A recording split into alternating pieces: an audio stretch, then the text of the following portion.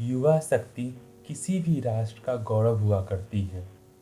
युवा नाम है असीम ऊर्जा, साहस और अंतर्निहित शक्तियों का।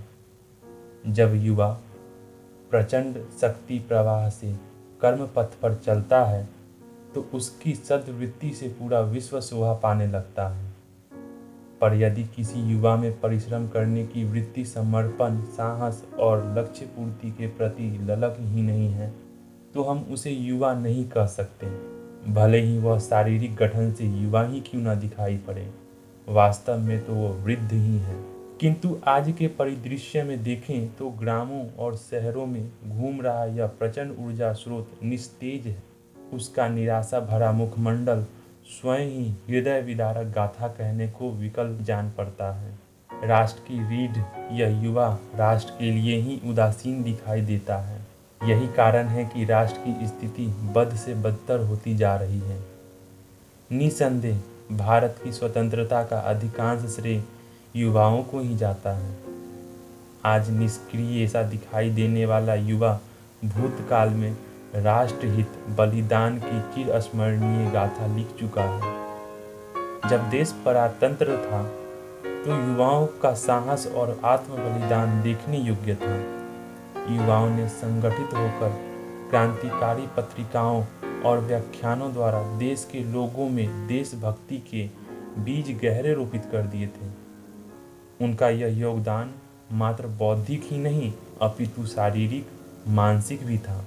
देश के ये मुकुटमणि कितने आयु के थे, आप यह जानकर हैरान रह जाएंगे। झांसी की रानी 26 वर्ष, अरविंद जी 25 से 30 वर्ष, खुदीराम बोस 18 वर्ष के, भगत सिंह 23 वर्ष, विवेकानंद 30 वर्ष, शंकराचार्य 18 वर्ष के थे।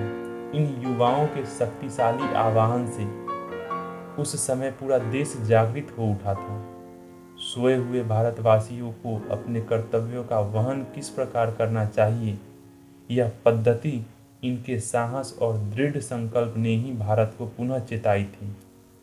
किंतु आज की परिस्थितियां ठीक उलट हैं। युवा चेतनाहीन से हो गए हैं।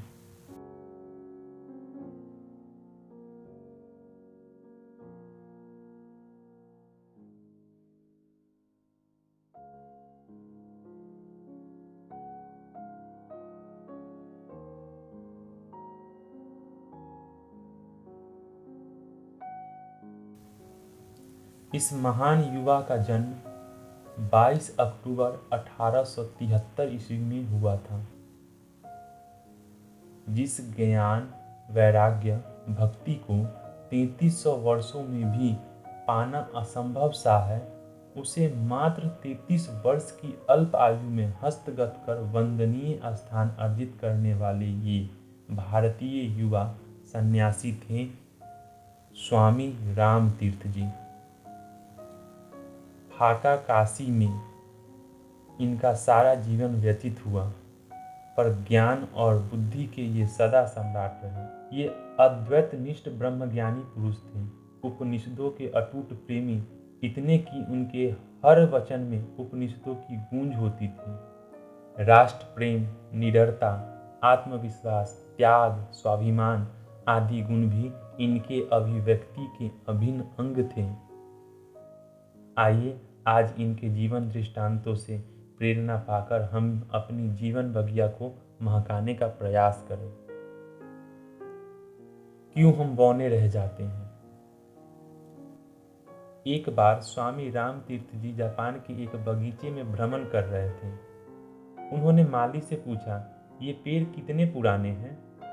माली जवाब देता है, करीब 20 वर्ष पुराना। रामतीर्थ जी कहते हैं, इतने वर्षों में तो पेड़ पूरे लंबे और बड़े हो जाते हैं, फिर ये इतने छोटे क्यों रह गए।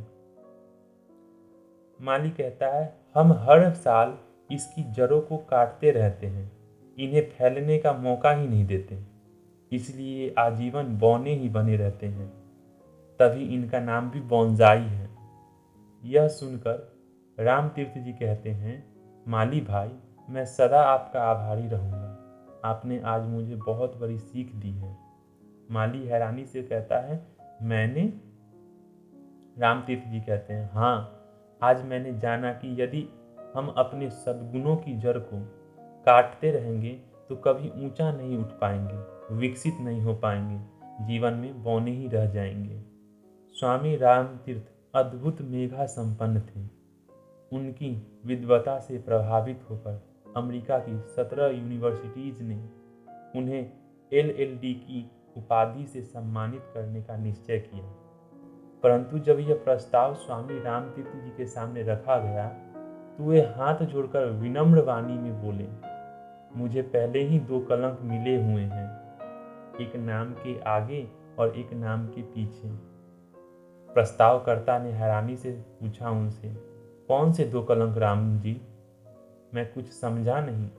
स्वामी रामतीर्थ जी मुस्कुराते हुए कहते हैं, प्रोफेसर नाम के आगे लगा कलंक है और MA नाम के पीछे लगा कलंक। अब आप ही बताइए, यह तीसरा LL.D का कलंक कहाँ लगाऊं?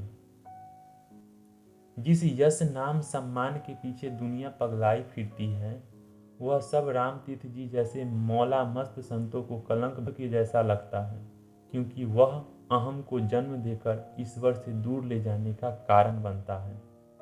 एक दिन स्वामी रामतीर्थ जी कॉलेज से लौट रहे थे। अचानक उनकी दृष्टि सेब से भरी एक ठेले पर जा टिकी।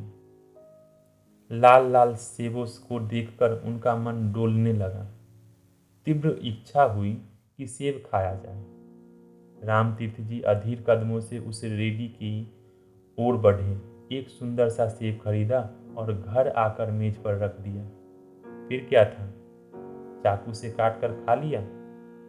नहीं, बल्कि अपने मन से बोले, तू क्या सोचता है?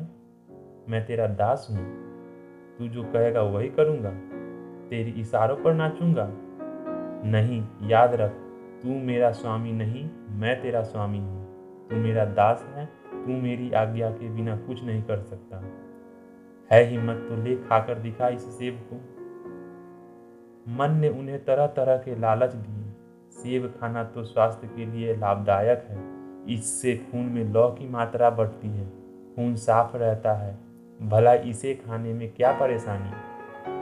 पर रामतीर्थ जी ने मन की कोई दलील अपील तर्क नहीं सुना। कई दिन बीत गए, वह सेब वहां रखा रखा सड़ कर सूख गया, पर रामतीर्थ जी ने उसे हाथ नहीं लगाया।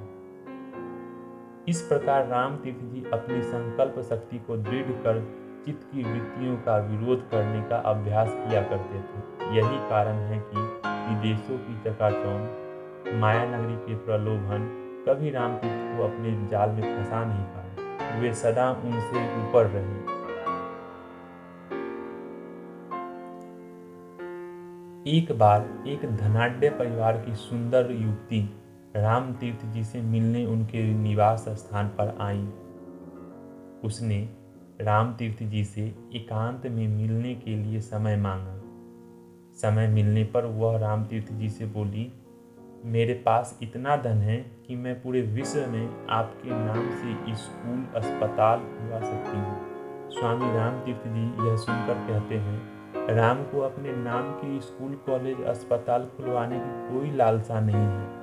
राम तो केवल ईश्वर का नाम हर हृदय में बसाना चाहता है। व्यक्तिगत नाम तो उसकी बूंद की तरह नासवान है। यह सुन युक्ति कहती है, जिस वेदांत के प्रचार के लिए आप दिन रात एक कर रहे हैं, उसे मीडिया के द्वारा चुटकियों में हर देश के घर घर तक पहुंचवा सकती हूँ। पर स्वामी रामतीर्थ जी, पर क्या? आपकी क्या इच्छा है? युक्ति कहती है, कुछ अधिक नहीं, बस मैं अपने नाम के आगे मिसेज राम लिखना चाहती हूँ।